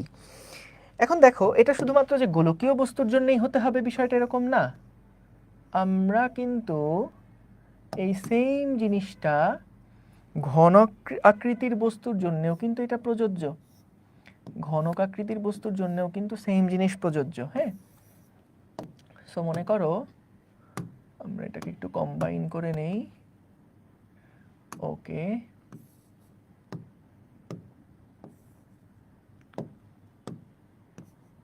ওকে সো কি করছি দেখো, সাপোজ আমরা একটা ঘনকের চারিদিক থেকে বল প্রয়োগ করছি, চারিদিক থেকে এখানে প্রেসার দিছি। সো চারিদিক থেকে প্রেসার দেওয়ার পরে দেখা গেছে এটার বর্তমান যেই আয়তন সেই আয়তন হয়ে গেছে ভি প্রাইম, এবং আগে যে আয়তন ছিল সেটা ছিল ভি। সো সেই ক্ষেত্রে কিন্তু আমাদের আয়তনের পরিবর্তন কতটুকু, ডেল্টা ভি বা ভি মাইনাস ভি প্রাইম, এবং আদি আয়তন হচ্ছে ভি। তাহলে এটাও কিন্তু আয়তন বিকৃতির একটা এক্সাম্পল, মাথায় রেখো। এবং আয়তন বিকৃতির ক্ষেত্রে আমাদেরকে খেয়াল রাখতে হবে এখানে কিন্তু কোনো আকৃতিগত পরিবর্তন হয় নাই। তুমি দেখো তো এটার কি শেপ পরিবর্তন হয়ে গেছে, এটার কি আকৃতি পরিবর্তন হয়ে গেছে। যেমন আমরা যখন আকৃতি কৃন্তন বিকৃতির ক্ষেত্রে দেখেছিলাম, কৃন্তন বিকৃতির ক্ষেত্রে দেখো এটা কিন্তু তার শেপটা পরিবর্তন হয়ে গেছিল। এইটুকু আগে ছিল বর্গের মতন দেখতে, বা চতুর্ভুজ যেরকম ছিল আয়তক্ষেত্রের মতন ছিল এর প্রস্থচ্ছেদটা, আগে ছিল আয়তক্ষেত্র, পরবর্তীতে যখন এটা ঘুরে গেল তখন কিন্তু এটা কি হয়ে গেছে, একটা সামান্তরিকের মতন হয়ে গেছে, বা একটা রম্বস প্যারালাল সাইন সাব হয়ে গেছে। সো আমাদের এইখানে দেখো আকৃতিটা কিন্তু পরিবর্তন হয়েছে, কিন্তু আয়তনের কোনো পরিবর্তন কিন্তু এখানে হয় নাই। অন্যদিকে যখন আমাদের আয়তনের পরিবর্তনটা হবে তখন কিন্তু এই জায়গাতে খেয়াল রাখতে হবে বল প্রয়োগ করার ফলে আকৃতি কিন্তু সেম থাকবে, বলটা প্রয়োগ করার ফলে আকৃতি কিন্তু সেম থাকবে, আকৃতি একই থাকবে। যেমন দেখো আমাদের গোলক গোলকই আছে, ঘনক ঘনকই আছে, জাস্ট আয়তনের পরিবর্তনটা হয়েছে। তো এটা খেয়াল রেখো, আয়তন বিকৃতির ক্ষেত্রে এই জিনিসটা কিন্তু মাথায় রাখতে হবে। বুঝতে পারছো? ঠিক আছে, ওকে। সো তাহলে অনুদৈর্ঘ্য কি তিনটার জন্য? আচ্ছা বলো তো, অনুদৈর্ঘ্য যেটা সেটা কি আমাদের তরলের জন্য হবে? সেটা কি বায়বীয়ের জন্য হবে? না। ক্রিনটন যেটা সেটা কি আমাদের তরলের জন্য, বায়বীয়ের জন্য হবে? না। সো আমাদের প্রথম যে দুইটা আমরা পড়লাম, একটা হচ্ছে দৈর্ঘ্য বিকৃতি, দৈর্ঘ্য পীড়ন, দৈর্ঘ্য গুণাঙ্ক বা ইয়ংয়ের গুণাঙ্ক। আর আরেকটা যেটা পড়লাম আমাদের হচ্ছে এই আয়তনের, আরেকটা যেটা পড়লাম আকারের, আকারটা না আকৃতির, যে আমাদের ক্রিনটন বিকৃতি, ক্রিনটন গুণাঙ্ক। এই প্রথম দুইটা কিন্তু শুধুমাত্র কঠিনের জন্য প্রযোজ্য, শুধুমাত্র কঠিনের জন্য প্রযোজ্য। কিন্তু আয়তন বিকৃতি যেটা, এটা কিন্তু তিনটার বেলাতেই খাটে, এবং বরং কঠিন পদার্থের আয়তন বিকৃতি কিন্তু কম হয়, অন্যদিকে তরল এবং বায়বীয় পদার্থের কিন্তু আয়তন বিকৃতিটাই বেশি হয়। আচ্ছা গেল। এবার আসো এখান থেকে আরও কয়েকটা ছোট ছোট জিনিস, যেমন আমরা যদি আয়তন গুণাঙ্ক এর যে বিপরীত রাশি, আয়তন গুণাঙ্ক এর বিপরীত রাশিকে বলে সংনম্যতা। আয়তন গুণাঙ্ক এর বিপরীত রাশি হলো সংনম্যতা, যেটাকে আমরা বলি কম্প্রেসিবিলিটি, যেটাকে আমরা বলি কম্প্রেসিবিলিটি। কম্প্রেসিবিলিটিকে নর্মালি সি দিয়ে প্রকাশ করা হয়, কোনো কোনো বইতে কে দিয়ে প্রকাশ করছে, ইচ্ছা।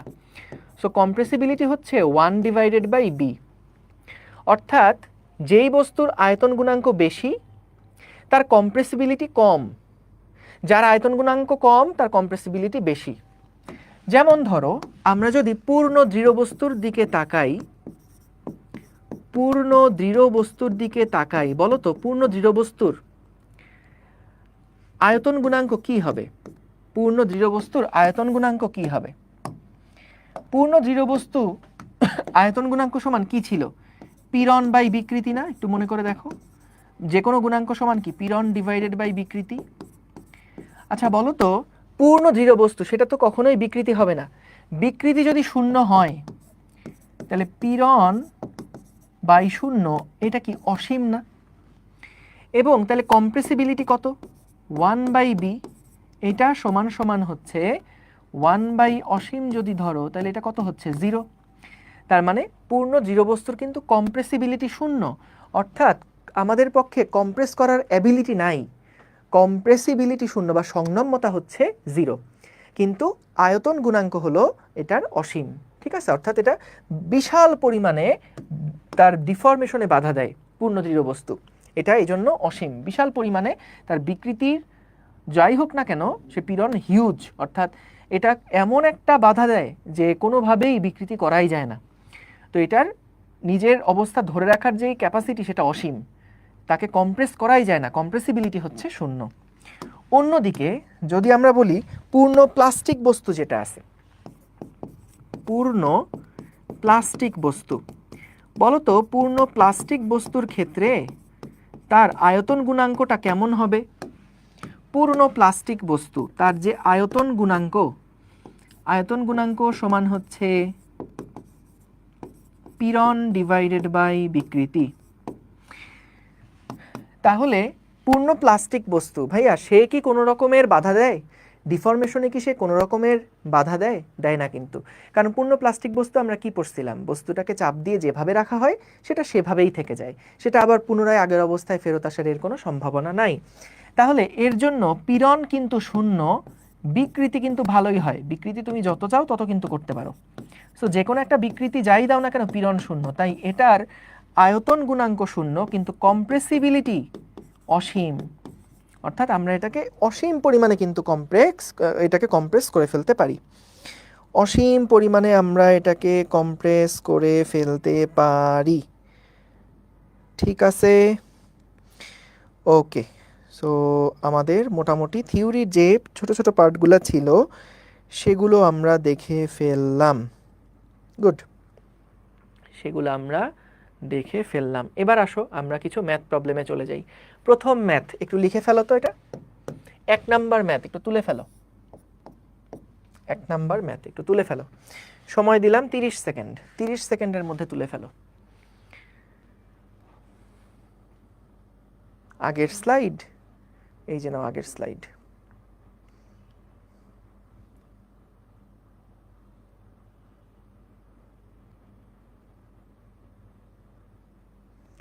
ঠিক আছে, চলো। সি মানে কি? আচ্ছা, কম্প্রেসিবিলিটি মানে হলো সংনম্যতা, এই তো সংনম্যতা।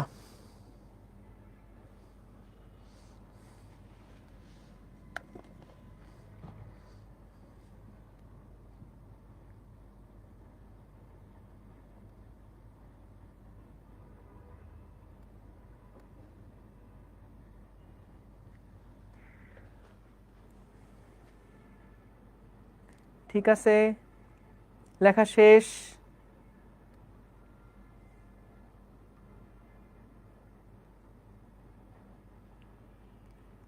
একটা 6 মিটার লম্বা এবং 3 মিলিমিটার স্কোয়ার প্রস্থচ্ছেদের ক্ষেত্রফল বিশিষ্ট তারের ইয়ংয়ের গুণাঙ্ক দেওয়া আছে।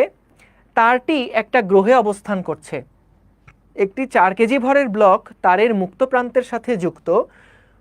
গ্রহটির অভিকর্ষ ত্বরণ পৃথিবীর 4 ভাগের 1 ভাগ। তারের দৈর্ঘ্য কতটুকু বৃদ্ধি হবে? তাহলে আসো আমরা আগে একটু ছবি এঁকে ফেলি। কি বলছে? একটা 6 মিটার দৈর্ঘ্যের তার, একটা 6 মিটার লম্বা তার, এই তারটাকে আমরা একটা সিলিংয়ের মধ্যে ঝুলাইছি। এটার ক্যাপিটাল এল দেওয়া আছে 6 মিটার এবং প্রস্থচ্ছেদের ক্ষেত্রফল দেওয়া আছে 3 × 10⁻⁻6 মিটার স্কোয়ার। ঠিক লিখলাম তো? এবং ইয়ংয়ের গুণাঙ্ক দেওয়া আছে y = 2 × 10⁻11 Newton per metre. So এ নিউটন পার মিটার স্কোয়ার হবে। তারটা একটা গ্রহে অবস্থান করছে, তারটা একটা গ্রহে অবস্থান করছে, ভালো কথা। একটা 4 কেজি ভরের ব্লক তারের মুক্ত প্রান্তের সাথে যুক্ত করে দেওয়া হয়েছে। সো এইটা মনে করো সেই ব্লক, এইটা হচ্ছে মনে করো সেই ব্লক, যেই ব্লকটাকে আমরা এর সাথে যুক্ত করে দিয়েছি। সো এম = বলে দিয়েছে 4 কেজি। তাহলে স্বাভাবিকভাবেই দেখো এখন এই 4 কেজি ভরের ব্লকটা কিন্তু যেহেতু যেই গ্রহতে আছে সেই গ্রহ অনুযায়ী ওই গ্রহটা এই ব্লকটাকে কি করবে? mg পরিমাণ বলে আকর্ষণ করবে। এখন এই mgটা হচ্ছে mg প্রাইম, কারণ আমরা অন্য একটা গ্রহতে আসছি, তাই এটা mg প্রাইম। এবং g প্রাইম হচ্ছে 4 ভাগের 1 ভাগ, g এর মানে অভিকর্ষ ত্বরণের 4 ভাগের 1 ভাগ। তাহলে দেখো আমরা এখান থেকে কিন্তু এই বস্তুটার সাহায্যে এই তারের উপরে কতখানি বল কাজ করছে সেই বলের মানটা আমরা বের করে ফেলতে পারলাম। বলটা সরাসরি দেওয়া নাই, বলটা এমজির ফর্মে দেওয়া আছে। হ্যাঁ, তাহলে এখান থেকে আমরা যদি বের করতে চাই যে আমাদের তারের দৈর্ঘ্য কতটুকু বৃদ্ধি পাবে, তাহলে স্বাভাবিকভাবেই আমরা আগে সূত্রটা লিখব F/A = y × l/L। কিভাবে বুঝলেন ভাইয়া এই ফর্মুলা খাটবে? কারণ এখানে দেখো তারের দৈর্ঘ্য নিয়ে আলাপ হচ্ছে, তাহলে দৈর্ঘ্য পীড়ন দৈর্ঘ্য বিকৃতি রিলেটেড যে সূত্র সেটা আমরা লিখব।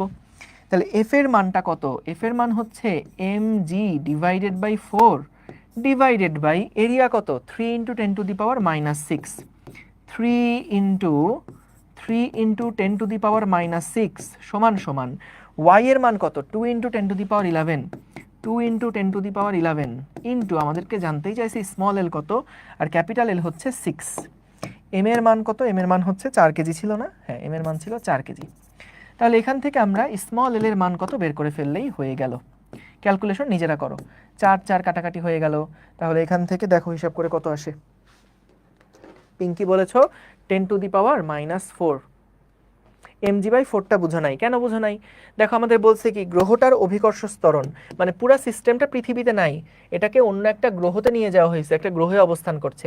গ্রহটার অভিকর্ষ ত্বরণ পৃথিবীর 4 ভাগের 1 ভাগ।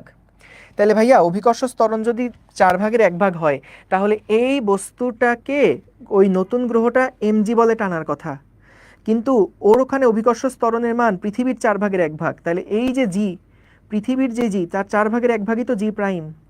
সো এই কারণে আমরা এখানে এই তারের ওপরে যে প্রযুক্ত বল সে তো মূলত এই এমজিটাই দিচ্ছে। তাহলে এই এমজি প্রাইম যেটা ডিভাইডেড বাই এ করলাম, এখান থেকে আমরা এমএম কাটাকাটি করে জি এর ভ্যালুটা বের করে ফেলছি। বুঝছো? গুড। সি মেইনলি কি বোঝায়? সি ওই যে বললাম কম্প্রেসিবিলিটি বা কতটুকু সংনম্যতা, অর্থাৎ ওই বস্তুটাকে কতটুকু কম্প্রেস করার ক্ষমতা আমাদের আছে, ওই বস্তুটাকে কম্প্রেস করা যাবে কতটুকু পরিমাণে, সেটার ভ্যালুটা আমরা দেখে বুঝি, মানে সি এর ভ্যালুটা দেখে বুঝি যে ওইটার কি কম্প্রেসিবিলিটি বেশি নাকি কম। যদি মান বেশি হয় তাহলে ওটাকে বেশি কম্প্রেস করা যায়, আর যদি মান কম হয় তাহলে কম পরিমাণে কম্প্রেস করা যায়, এইটাই। সো আমরা এখান থেকে এল এর মানটা বের করে ফেলবো। দেখো তো এল এর মান 10⁻⁻4 বলছো, একটু হিসাব করে দেখো আসলে ঠিক আছে কিনা। হ্যাঁ মনে হয় ঠিকই আছে, কারণ এখানে 3 আসবে, তাহলে 10⁻⁻4 মিটার, এটা হলো আমাদের এল এর মান। ঠিক আছে, সহজ অঙ্ক একদম। গুড। এবার দেখো 2 নাম্বার প্রশ্ন, একটু তুলে ফেলো তো, সুন্দর একটা প্রশ্ন এটা। 2 নাম্বার প্রশ্ন একটু তুলে ফেলো। চিত্রে একটা তারের সাথে যুক্ত ভর বনাম তারের প্রসারণের গ্রাফ দেওয়া আছে। সো আমাদের ভর বনাম তারের প্রসারণ, সো এক্সটেনশন যেটা, এটাই বোঝাচ্ছে আসলে তারের প্রসারণ। এটা হচ্ছে তারের প্রসারণ।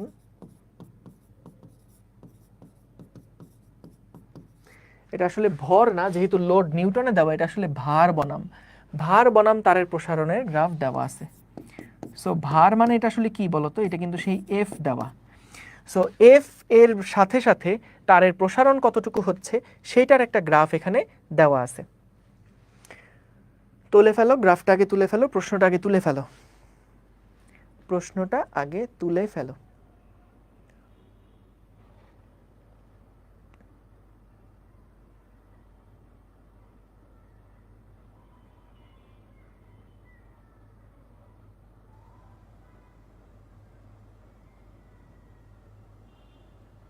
ডান।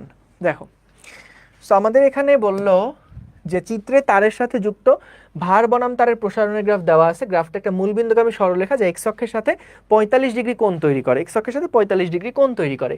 তারের দৈর্ঘ্য 62.8 সেন্টিমিটার এবং তারের ব্যাস দেওয়া আছে 4 মিলিমিটার। বলল তারের ইয়ংয়ের গুণাঙ্ক কত নির্ণয় করো। তাহলে ভাইয়া দেখো, তারের প্রসারণ, যেহেতু তারের প্রসারণ নিয়ে কাজ, এটা তো আকৃতিগতও না আয়তনগতও না, তাহলে আমাদের মেইন যে ফর্মুলা এফ বাই এ সমান সমান অনুদৈর্ঘ্যের ক্ষেত্রে Y into small L by capital L, এটাই যদি আসি, তাহলে দেখো ওয়াই অক্ষ বরাবর আছে তারের প্রসারণ। বলো তো তারের প্রসারণটা কি আসলে স্মল এল এর পার্টটুকু না? তাহলে এটাকে আমরা ওয়াই অক্ষ বরাবর যেহেতু রাখছি, তাই এটাকে একপাশে রাখলাম।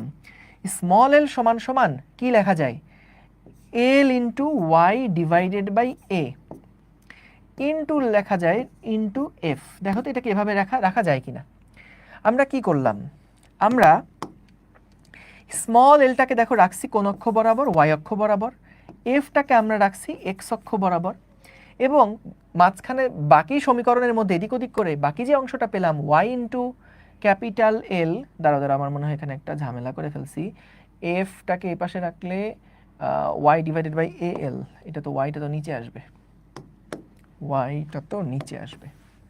সো এখান থেকে দেখলে এটার মানটা কত আসে, এফ রাখলে আসতেছে L divided by Y into A. ঠিক আছে, এল এর পাশে নিয়ে গেলাম, হ্যাঁ ঠিক আছে, L divided by Y into A. So তার মানে খেয়াল করো এই পার্টটা কিন্তু মূলত আমাদের এম নির্দেশ করছে বা ঢাল নির্দেশ করছে। আমাদের কিন্তু অ্যাঙ্গেলটা দেওয়া আছে 45 ডিগ্রি, তার মানে আমরা কিন্তু এই ঢাল এম সমান সমান লিখতে পারি tan 45 ডিগ্রি, এবং এই ঢাল মানেই হচ্ছে L divided by Y into A. ঠিক আছে, তাহলে আমাদের কি বের করতে বলছিল, তারের ইয়ংয়ের গুণাঙ্ক কত বের করো, অর্থাৎ এই যে ইয়ংয়ের গুণাঙ্ক যেটা ওয়াই এর মানটা আমাদের বের করতে হবে। তাহলে ওয়াই সমান সমান আমরা লিখতে পারি L divided by A into tan 45। খেয়াল করো এটা কিন্তু 45 তো হয়ে গেছে বলে বেঁচে গেছি, কারণ tan 45 এর মান 1, tan 30, tan 60 এরকম বিভিন্ন ভ্যালু কিন্তু থাকতে পারতো। তাহলে এখান থেকে আমরা যদি 62 সেন্টিমিটার, তো এটাকে মিটারে কনভার্ট করি, এসআই এককে সবগুলোকে নিচ্ছি। 0.628 ডিভাইডেড বাই এর মান হচ্ছে 4 মিলিমিটার ছিল, তার মানে ব্যাসার্ধ 2 মিলিমিটার, তাহলে পাই ইন্টু 2 ইন্টু 10⁻³ স্কোয়ার। তাহলে এইটা হলো আমাদের এর ভ্যালু ইন্টু 1045 এর মান 1। তাহলে এখান থেকে আমরা ওয়াই এর মান কত পেয়ে যাব। সো 1.2 ইন্টু 10⁻⁴ আসলেই কি, একবার একটু করে দেখি, divided by pi divided by 2 into 10⁻³ এর উপরে স্কোয়ার। তাহলে এটা কত হয়? হ্যাঁ, 4.9 ইন্টু 10⁻⁴, তাই না? 4.9 ইন্টু 10⁻⁴, বা এটাকে আমরা লিখতে পারি 5 ইন্টু 10⁻⁴, এত নিউটন পার মিটার স্কোয়ার। ঠিক আছে, তাহলে দেখো অঙ্কটা কি বুঝতে পেরেছো কি না? দেখো তো ক্যালকুলেশন সব ঠিক আছে কিনা দেখো। সো এরকম গ্রাফ টাইপের ম্যাথগুলাই মনে রাখবা, একটা গ্রাফ দেওয়া থাকা মানে কিন্তু অনেক ইনফরমেশন দেওয়া আছে। সো যখন একটা গ্রাফ এভাবে দেওয়া, তার মানে কিন্তু তুমি এখান থেকে ঢাল বের করে রেজাল্ট বের করতে পারো। অনেক সময় দেখবা ওয়াই অক্ষের ভ্যালু দেওয়া আছে, এক্স অক্ষের ভ্যালু দেওয়া আছে, তার মানে কি তোমার এখানে বিভিন্ন দৈর্ঘ্য বৃদ্ধি, তার জন্য ভার কত বা এফ কত সেগুলো সব দেওয়া আছে। তো এরকম টাইপের কেসগুলোর জন্য কিন্তু গ্রাফ দেওয়া থাকলে ম্যাথ করা খুবই ইজি। তো গ্রাফ দেখলে আমরা অনেকে ভয় পেয়ে যাই, এটা ভয় পাওয়ার কোনো কারণ নাই। সো দেখো এখান থেকে এফ বাই এ, এটা হলো আমাদের পীড়ন যেটা ছিল, এ সমান সমান ওয়াই ইন্টু বিকৃতি। তো এখান থেকে আমাদের এই কাজটা কেন করলাম, কারণ ওয়াই অক্ষ বরাবর একটা রাশি আছে, এক্স অক্ষ বরাবর একটা রাশি আছে। সো আমরা ওয়াই অক্ষ বরাবর যে রাশিটা সেটাকে বাম পাশে রাখলাম, এক্স অক্ষ বরাবর যে রাশি আছে এফ সেটাকে ডান দিকে রাখলাম, এবং এক্স এর সাথে কতটুকু গুণ আছে সেটা দেখলাম। এটাই তো আমাদের ঢাল। তাহলে এই ঢাল এম সমান সমান কত, দেখো প্রশ্নের মধ্যেই দেওয়া আছে 1045 ডিগ্রি, কারণ অ্যাঙ্গেল যেহেতু দেওয়া। তাহলে এখান থেকে আমরা কিন্তু ওয়াই এর মান কত বের করে ফেললাম। বুঝতে পারছো আশা করি? গুড, ওকে। এম সমান এল বাই ওয়াই এ কেন হবে অঞ্জন? দেখো তো, এই যে আমাদের এইটা যদি ওয়াই অক্ষ বরাবর বসাও, এটা যদি এক্স অক্ষ বরাবর বসাও, তাহলে এটা ওয়াই অক্ষ বরাবর বসাইছো, এটা এক্স অক্ষ বরাবর বসাইছো, তাহলে কি ওয়াই সমান সমান ঢাল ইন্টু এক্স না? তাহলে এই পার্টটা কি আমাদের ঢাল নির্দেশ করছে না? তাহলে এইটা যদি আমাদের 45 ডিগ্রি হয়, তাহলে এই গ্রাফের ঢাল কত? 1045 ডিগ্রি। এই জন্য 1045 ডিগ্রি সমান সমান লিখলাম এল ডিভাইডেড বাই ওয়াই এ। বুঝছো? দেখো বুঝেছো কিনা? ঠিক আছে, ওকে, গুড। তাহলে এটা ভালো একটা ম্যাথ, কিন্তু তোমাদের কলেজেও এরকম প্রবলেম দিয়ে দিতে পারে। পরের অঙ্কে যাই, 3 নাম্বার প্রশ্ন। দেখো তো কি বলছে, তুলে ফেলো একটা স্টিলের তার এর এক প্রান্ত একটা দৃঢ় অবলম্বনের সাথে যুক্ত, তারের অপর প্রান্তে একটা বল প্রয়োগ করা হলে তারের প্রসারণ হয় 0.2 মিলিমিটার। 0.2 মিলিমিটার নাকি প্রসারণ হয়, তার মানে এটা কি দেওয়া আছে, এটা কিন্তু প্রশ্ন পড়ে আইডেন্টিফাই করে ফেলতে হবে। যদি একই বল অপর একটা স্টিলের তার বি এর উপরে প্রয়োগ করা হয়, যার দৈর্ঘ্য এর দ্বিগুণ এবং ব্যাস এর 2.4 গুণ, তাহলে বি এর প্রসারণ কত হবে? একটু তুলে ফেলো, জাস্ট 30 সেকেন্ডের মধ্যে তুলে ফেলো আগে প্রশ্নটা। 30 সেকেন্ডের মধ্যে তুলে ফেলো। না, ঈদের আগে আর কোনো চ্যাপ্টার শুরু হবে না। ভ্যারিয়েবলকে এফ কেন ধরছেন? দেখো আমাদের এক্স অক্ষ বরাবর যে গ্রাফটা দেওয়া ছিল, সেটার এক্স অক্ষ বরাবর দেওয়া ছিল ভার বা লোড। তো এই কারণে আমরা এক্স অক্ষ বরাবর এফ ধরছি, যেহেতু ভার বা লোড। এবং আমাদের মূল সমীকরণটাকে এমনভাবে সাজাইছি যাতে করে ওয়াই অক্ষ বরাবর যে প্রসারণ আছে সেটা বাম দিকে থাকে, আর ভার যেটা এক্স অক্ষ বরাবর আছে সেটা ডান দিকে থাকে, আর বাকি সব কনস্ট্যান্ট যেন এক্স এর সাথে গুণ আকারে থাকে। Just Y is equals to M X, এই ফরম্যাটটা নিয়ে আসার চেষ্টা করছি, আর কিচ্ছু না। গুড, দেখো তাহলে এবার প্রশ্নটা পড়ি। দেখো এখানে দুইটা তার দেওয়া আছে কিন্তু, হ্যাঁ। তো একটা তার আছে এ আর একটা তার আছে বি। ভালো কথা, এ যেই তারটা বলছে কি, এ তারের প্রসারণ হয় কত দেওয়া আছে, এল এ সমান সমান দেওয়া আছে 0.2 ইন্টু 10⁻³ মিটার। ভালো কথা।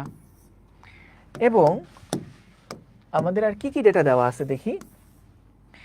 আমাদেরকে বলছে যদি একই বল আরেকটা স্টিলের তারের উপরে প্রয়োগ করা হয়, অর্থাৎ এর উপরে যে বল কাজ করছে বি এর উপরেও একই পরিমাণ বল আমরা প্রয়োগ করেছি, যার দৈর্ঘ্য এর দ্বিগুণ, অর্থাৎ যদি আমরা এর দৈর্ঘ্য হয় এল এ, তাহলে বি এর দৈর্ঘ্য হচ্ছে এর দ্বিগুণ, বি এর দৈর্ঘ্য হচ্ছে এর দ্বিগুণ।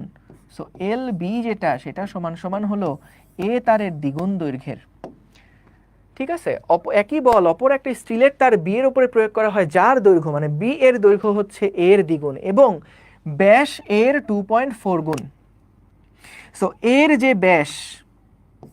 ব্যাসার্ধ নিয়েই করি আমরা, কারণ ব্যাস যদি 2.4 গুণ হয় ব্যাসার্ধও কিন্তু 2.4 গুণ হবে। তাহলে এর যা ব্যাসার্ধ সেটা হচ্ছে বি এর ব্যাসার্ধের 2.4 গুণ। ঠিক আছে, 2.4 গুণ। তাহলে বি এর প্রসারণ কত হবে, এইটার প্রসারণ কত হবে এইটাই আমাদেরকে বের করতে বলেছে। তাহলে বলো তো, দুইটাই যেহেতু স্টিলের তার, একটা স্টিলের তার এ এবং তারের অপর প্রান্তে বল প্রয়োগ করা হয়, একই বল একটা স্টিলের তার বি এর উপরে। সো যেহেতু উপাদান সেম বলে ওয়াই এ সমান সমান কি হবে ওয়াই বি না, কারণ কি উপাদান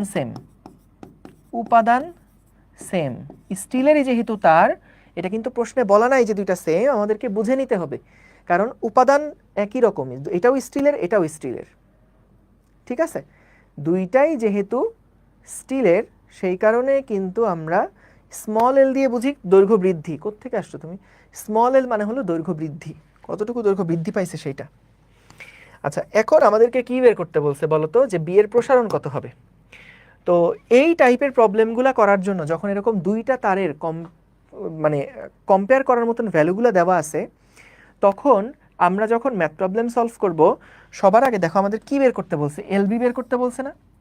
তাহলে আগে একটু খেয়াল করি তো যে মেইন ফর্মুলা কি ছিল, এফ বাই এ সমান সমান Y into small L by capital L. বলো তো স্মল এল সমান তাহলে কি লেখা যায়, F into capital L divided by Y into A.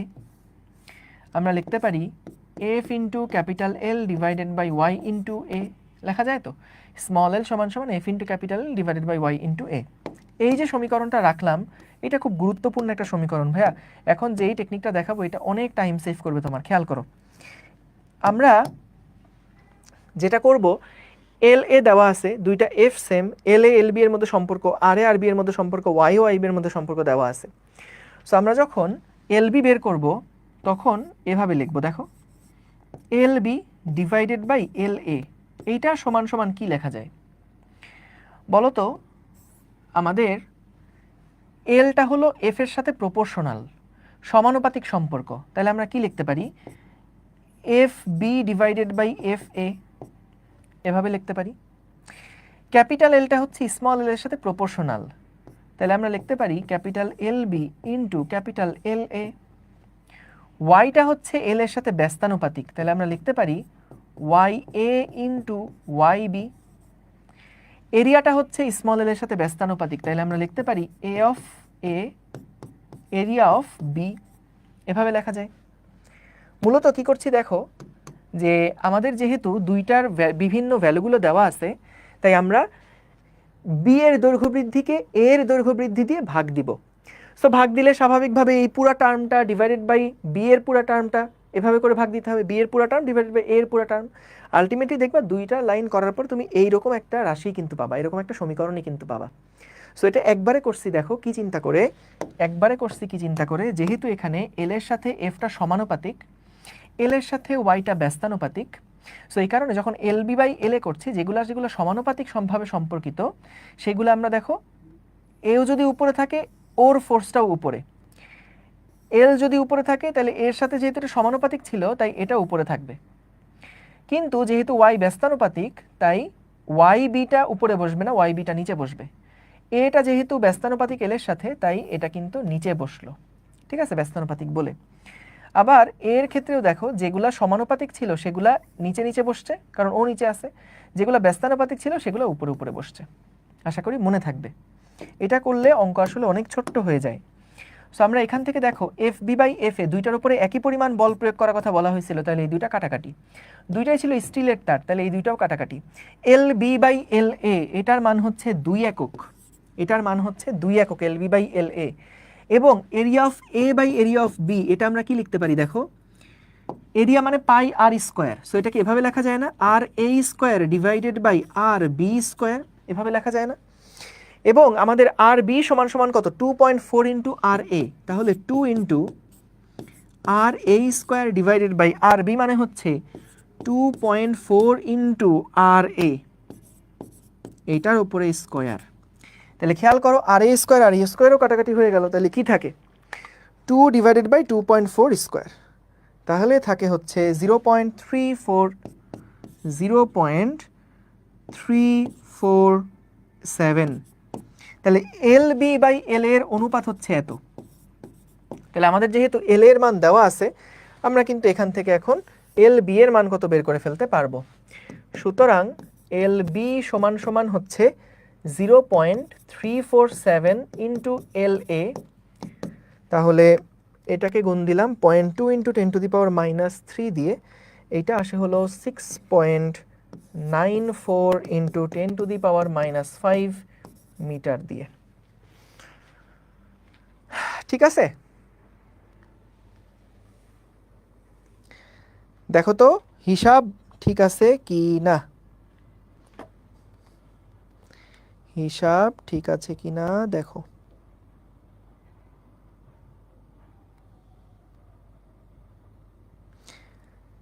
Six 6.9 into 10⁵ metre, so মিলিমিটারে কনভার্ট করলে 6.9 ইন্টু 10⁻² মিলিমিটার। মিলিমিটারে কনভার্ট করা ম্যান্ডেটরি না, যেহেতু আমাদের আগেরটার দৈর্ঘ্য মিলিমিটারে দেওয়া ছিল, তাই এটাও চাইলে মিলিমিটারে প্রকাশ করতে পারো, কিন্তু এটা ম্যান্ডেটরি না কিন্তু। তাহলে এই প্রসেসটা বুঝতে পারছো কিনা একটু জানাও তো, এই প্রসেসটা কি বুঝতে পেরেছো?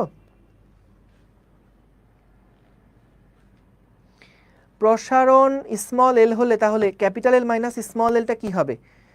ক্যাপিটাল এল মাইনাস স্মল এল কিছুই হবে না, প্রসারণই তো বলে দিচ্ছে স্মল এল। যদি তুমি নতুন দৈর্ঘ্য বের করতে চাও তাহলে আদি দৈর্ঘ্যের সাথে প্রসারণটাকে যোগ করবা, কিন্তু আদি দৈর্ঘ্য থেকে প্রসারণ বাদ দিলে তো সেন্স মেক করে না কোনো কিছু।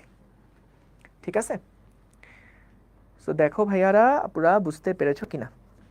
ভাই ওয়াই দিয়ে করলে হবে 100 বার হবে, কোনো অসুবিধা নেই। ও বলছে যে ভাই আমি যদি এটা Y A by Y B দিয়ে করি তাহলে কি হবে না? অবশ্যই হবে, কোনো সমস্যা নেই। কিন্তু এইটা করার একটা সুবিধা কি, যে আমরা দেখো এল বি বাই এল এ করলাম, জানি আমাদের এল বি বের করতে হবে, পরবর্তীতে এল এ দিয়ে গুণ দিলেই কিন্তু মানে অনুপাতটা যা পাবো পরে এল এ দিয়ে গুণ দিলে কিন্তু হয়ে যাচ্ছে। তো তুমি চাইলে ওয়াই বি বাই ওয়াই দিয়েও করতে পারো, F A by F B দিয়েও করতে পারো, capital L by capital L B দিয়েও করতে পারো, তোমার ইচ্ছা, কোনো সমস্যা নাই, যে কোনো একটা ধরে আগালেই কিন্তু হবে। ঠিক আছে, যে কোনো একটা ধরে আগালেই কিন্তু হবে।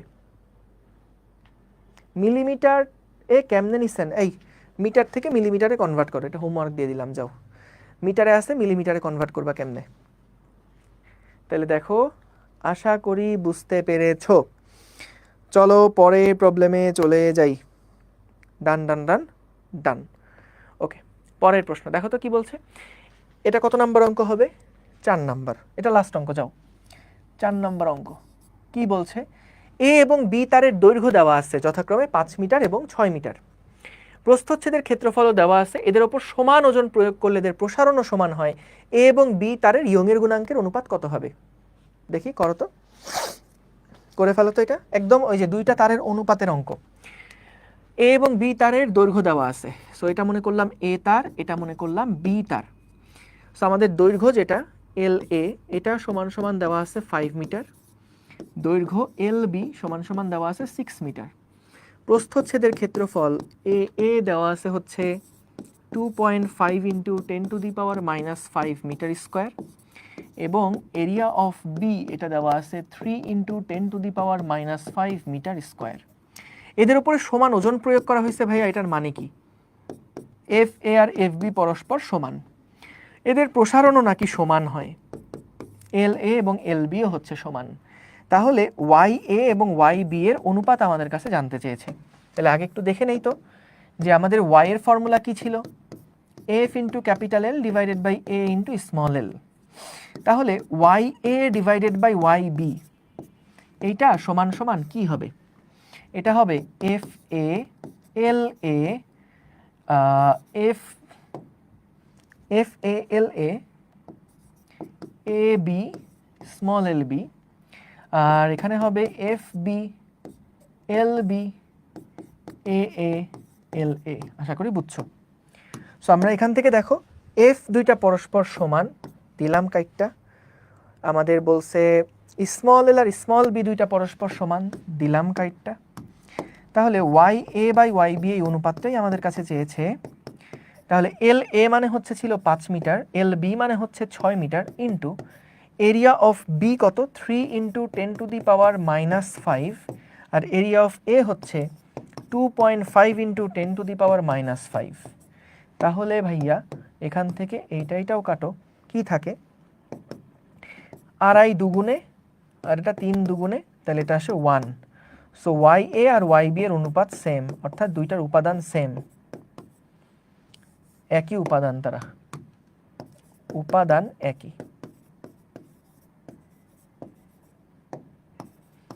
যদি এটা চাই না, যেহেতু অনুপাত চাইছে, তাহলে 1:1,